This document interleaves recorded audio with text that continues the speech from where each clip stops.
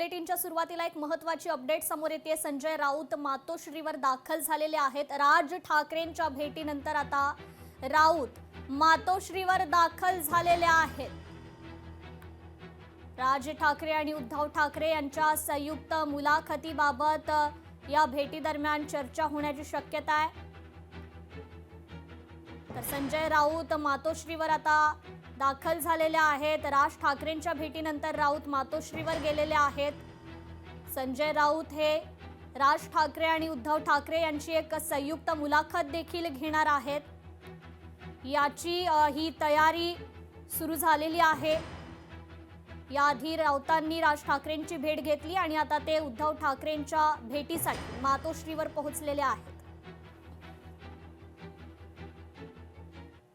तर राहुल नार्वेकरांचा सत्तेचा माज आहे। अंजली दमानी यांचा नार्वेकरांवर हा घणाघात आहे। सत्तेचा गैरवापर केल्याबद्दल नार्वेकरांनी माफी मागितली पाहिजे, अंजली दमानी यांनी ही प्रतिक्रिया दिली आहे।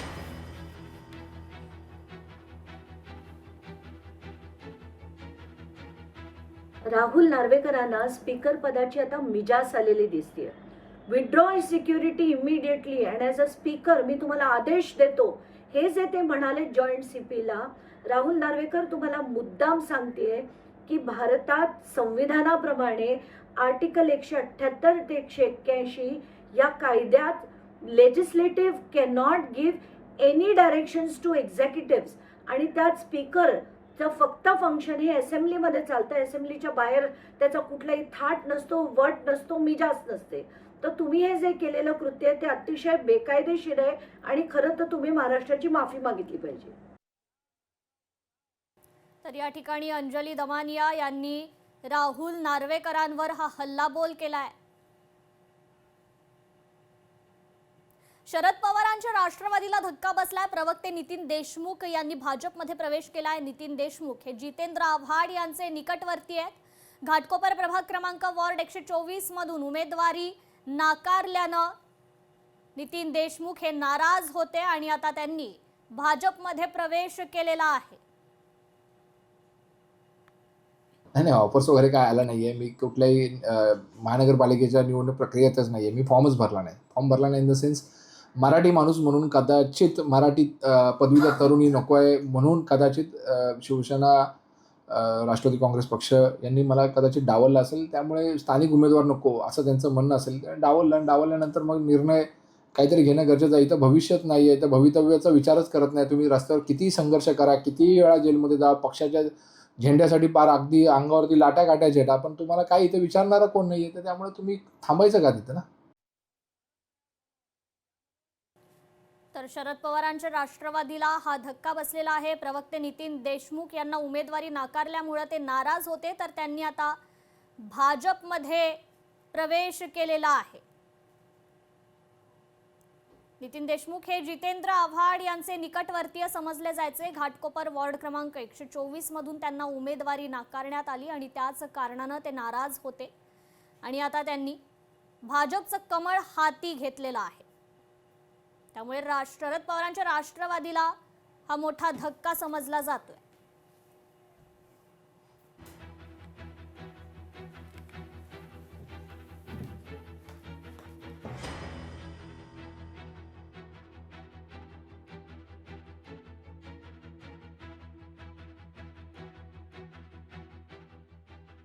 नंतर आत्ताच्या घडीची अत्यंत महत्त्वाची आणि मोठी ब्रेकिंग न्यूज आपल्यापर्यंत येते। मतदारांना आमिष देण्याचा धक्कादायक प्रकार आता उघडकीला आलेला आहे। उमेदवाराकडून मतदारांना प्रलोभन देण्याचा प्रकार समोर आलेला आहे।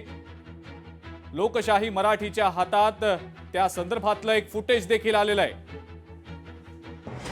मतदारांना आमिष म्हणून, प्रलोभन म्हणून कुकर दिल्याचं सीसीटीव्ही फुटेजमध्ये स्पष्टपणे पाहायला मिळतंय।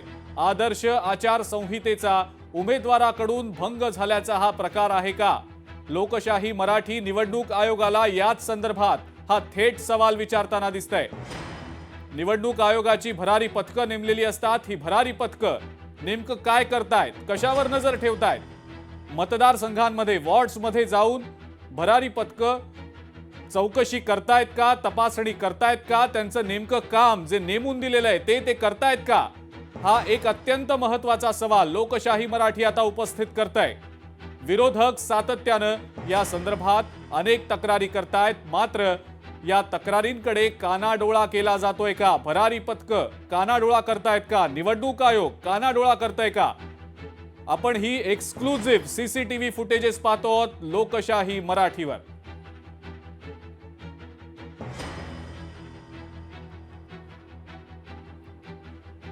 आणि याच संदर्भात आपण अधिक माहिती जाणून घेणार आहोत। भाग्यश्री प्रधान आचार्य आपल्या प्रतिनिधी आपल्या सोबत आहेत सध्या। भाग्यश्री, हा एक्सक्लुझिव्ह फुटेज सीसीटीव्हीचं लोकशाही मराठी प्रेक्षकांना दाखवतंय। आदर्श आचार संहितेच्या कशा चिंधड्या उडलेल्या आहेत, धिंडवडे निघतायत हे या फुटेजवरनं स्पष्टपणे दिसतंय। निवडणूक आयोगाची भरारी पथकं नेमकं करतायत काय, असा सवाल आहे भाग्यश्री। नक्कीच अजिंक्य, आपण बघतोय की निवडणूक आयोगाची भरारी पथकं नेमकं करतायत काय हा प्रश्न जसंच आपल्याला माध्यमांना पडलेला पाहायला मिळतो, तसंच सर्वसामान्य नागरिकांना देखील पडत नाही का, असा देखील एक प्रश्न आहे। त्याचं कारण सरळ सरळ त्या सीसीटीव्ही मध्ये आपण बघू शकतो दृश्यांच्या माध्यमातून की कुकर जे बॉक्स आहेत ते लिफ्ट मधनं महिला वर घेऊन जाताना पाहायला मिळतात। त्यातले काही जे दृश्य आहेत ते खालून गाडीमध्ये भरून कुकरचे बॉक्स आणलेले आहेत आणि ते घेऊन जाताना आपल्याला पाहायला मिळतात आणि ते इतके पटकन घेऊन जातात की आपलं डोळ्याची पापणी लावते ना लावते तोच ते लोक सोसायटीमध्ये शिरतायत, इतकं पटकन ते लोक घेऊन जाताना आपल्याला पाहायला मिळतात। निळ्या कलरच्या पिशव्या आहेत ज्यात हे बॉक्स आहेत। विशेष म्हणजे या संदर्भात आपण निवडणूक अधिकाऱ्यांशी बोलण्याचा प्रयत्न केला। या संदर्भात त्यांनी अशी माहिती दिली की हे सगळी जी माहिती आहे ही तुम्हाला महापालिका आयुक्त भूषण गगराणी किंवा जे सहाय्यक आयुक्त आहेत आपल्या अश्विनी जोशी ते या संदर्भातली माहिती देतील। आम्ही काही तुम्हाला या संदर्भात सांगू शकत नाही। इतकंच नव्हे तर तुमच्याकडे काही व्हिडिओ आले असतील तर ते आम्हाला पाठवा, अशा पद्धतीची माहिती जी आहे ती दिनेश वाघमारे यांनी आपल्याला दिलेली आहे। आपल्याशी ते बोललेले आहेत या संदर्भात। मात्र एक निश्चित आहे या सगळ्यामध्ये की या सगळ्याचं आपल्याला जर माहिती मिळते, माध्यमांच्या हाती जर सीसीटीव्ही मिळत आहेत, तर निवडणूक अधिकाऱ्यांच्या हाती हे सीसीटीव्ही जात नाहीयेत का, की मुद्दामून डोळे झाकपणे हे सगळे व्यवहार जे आहेत ते सुरू आहेत। एकीकडे आपण बघतोय की राज्यामध्ये बिनविरोध पद्धतीने निवडणुका लढल्या जात आहेत। काही ठिकाणी आधीच निवडणुका होण्याआधी मोठ्या प्रमाणात उमेदवार जे आहेत ते नगरसेवक म्हणून जाहीर झालेले आहेत आणि दुसरीकडे अशा पद्धतीने प्रलोभनांचे व्हिडिओ भाग्यश्री, मला माफ करा, मी तुम्हाला थांबवतोय काही क्षणांसाठी, पुन्हा एकदा येतो मी आपल्याकडे। अशाच आमच्या सोबत तुम्ही जोडलेले राहा। आपल्या सोबत सध्या सुषमा अंधारे आहेत फोन लाईनवरनं। सुषमाताई, लोकशाही मराठीला हे एक्सक्लुझिव्ह सीसीटीव्ही फुटेज मिळालंय ज्यामध्ये मतदारांना प्रलोभनं दाखवली जात आहेत, त्यांना आमिष दिलं जातंय, हातात कुकरचे बॉक्स दिले जात आहेत। सीसीटीव्ही फुटेज आहे, कदाचित आपण स्क्रीनवर पाहत देखील असाल। काय नेमकी पहिली प्रतिक्रिया आहे आपली या संदर्भातली? निवडणूक आयोगाच्या भूमिका ह्या कायमच संशयास्पद म्हणण्यापेक्षा अगदी लोकांनी निवडणूक आयोग हा सुद्धा भाजपाचाच एक स्वीकृत सदस्य आहे की काय अशी स्थिती निर्माण केलेली आहे। या सगळ्यांमध्ये अगदी म्हणजे निवडणूक प्रचार सुरू होण्याच्याच आधी पुण्यामध्येही अनेक ठिकाणी प्रचार फेऱ्या सुरू झाल्या, कित्येक ठिकाणी त्याचे बॅनर लावले, मात्र एकाही बॅनरवर फ्लेक्सवर आक्षेप घेतला गेला नाही। आता अशा पद्धतीने जर अगदी प्रचाराच्या काळातच जर देवाणघेवाण होत असेल तर हा सरळ सरळ मतदारांना प्रलोभन दाखवण्याचा, त्यांना आमिषाला बळी पाडण्याचा प्रकार आहे। आणि निश्चितपणे याच्यात म्हणजे मी आपले आभार मानते की आपण ही बातमी आपल्या वाहिनीवर दाखवली, किमान बातमीमुळे तरी आयोगाला ती जाग यावी। बिलकुल सुषमाताई, खूप खूप धन्यवाद। आपण लोकशाही मराठीशी बोललात, प्रतिक्रिया दिलीत त्याबद्दल। आपल्या सोबत सध्या सूरज चव्हाण देखील आहेत फोन लाईनवरनं, त्यांची प्रतिक्रिया आपण जाणून घेऊया। सूरजजी, आपलं स्वागत लोकशाही मराठीमध्ये। हे एक्सक्लुझिव्ह फुटेज सीसीटीव्हीचं लोकशाही मराठीच्या हाती आलेलं आहे। कशा पद्धतीनं मतदारांना आदर्श आचारसंहिता लागू असताना सुद्धा प्रलोभनं दिली जात आहेत, आमिष त्यांना दिली जात आहेत, कुकरचे बॉक्स हातात घेतले गेले आहेत महिलांच्या, त्यांना ते वाटण्यात आलेत, हे स्पष्टपणे दिसतंय। आपली पहिली प्रतिक्रिया या संदर्भातली? अशा पद्धतीचं कृत्य जर महाराष्ट्रात कुठेही घडत असेल, कुठल्या शहरात घडत असेल तर त्याची तात्काळ दखल ही निवडणूक आयोगाने घ्यावी।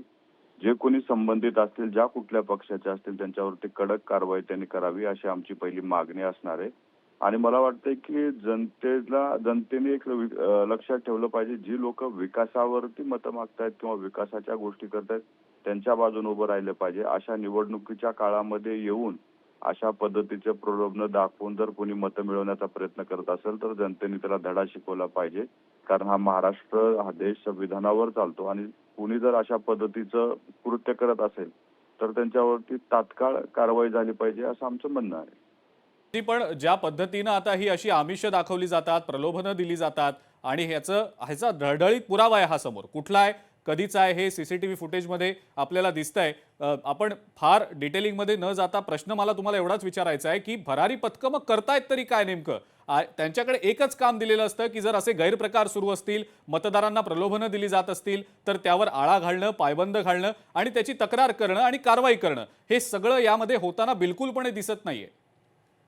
मला वाटतं की आपल्या बातमीची दखल घेऊन मला वाटतं संबंधित जिथली कुठली घटना असेल त्या घटनेच्या मुळापर्यंत जाऊन कारवाई करतील आणि करावी अशी आमची अपेक्षा आहे. भरारी पथकाने सुद्धा एक गोष्ट लक्षात ठेवलं पाहिजे, जे कोणी लोक अशा पद्धतीचे निवडणूक हातात घेण्याचा प्रयत्न करत असतील त्यांच्यावरती तात्काळ कारवाई त्यांनी करावी. कारण आपल्याला महाराष्ट्रामध्ये संविधानिकपणे निवडणुकीला सामोरे जायचंय. अशा पद्धतीचे प्रलोभन दाखवून किंवा आमिष दाखवून जर कोणी मतं घेत असेल तर ते महाराष्ट्राच्या राजकीय संस्कृतीला धक्का आहे. अगदी खरंय. आणि याच संदर्भात आपण अपेक्षा करूया की आता आपण हे पुरावे दिलेत, हे पुरावे बघितल्यावर तरी निवडणूक आयोग तातडीनं काहीतरी कारवाई करेल. सूरजजी, खूप खूप धन्यवाद. आपण लोकशाही मराठीशी बोललात, प्रतिक्रिया दिलीत त्याबद्दल. पण हे सीसीटीव्ही फुटेज लोकशाही मराठी प्रेक्षकांसमोर मांडतंय. या सीसीटीव्ही फुटेजमध्ये काही गोष्टी या अगदी स्पष्टपणे ढळढळीत दिसतायत. काय नेमकं घडलंय याच्या डिटेल्समध्ये, याच्या सविस्तर बाबींमध्ये आपण जाऊच या. मात्र काही लोकशाही मराठीनं सवाल उपस्थित केलेले आहेत. हे सवाल आपण पाहूया. निवडणूक आयोगाची भरारी पथकं नक्की कशावर लक्ष ठेवतायत? म्हणजे त्यांच्याकडे एक काम दिलेलं आहे, हे असे सगळे गैरप्रकार निवडणूक काळात आदर्श आचारसंहिता असताना होऊ नयेत, ते टाळले जावेत, त्यावर पायबंद घातला जावा आणि जर असे प्रकार होत असतील तर त्यावर पायबंद घालून कारवाई करावी. मग ही भरारी पथकं नेमकं काय करतायत? मतदारसंघात ही भरारी पथकं खरंच तैनात आहेत का? जर ही भरारी पथकं तैनात असतील तर ती त्यांची कामं व्यवस्थितपणे करतायत का? आणि सातत्यानं काही ठिकाणी अशा प्रकारचे आरोप देखील झालेले होते की काही उमेदवारांकडनं प्रलोभनं दिली गेली, त्यांना आमिष दिलं गेलं. पण मग या तक्रारींवर भरारी पथकांकडनं कानाडोळा केला जातोय का? सपशेल दुर्लक्ष होतंय का? लोकशाही मराठी ऐका, पहा, जागरूक रहा.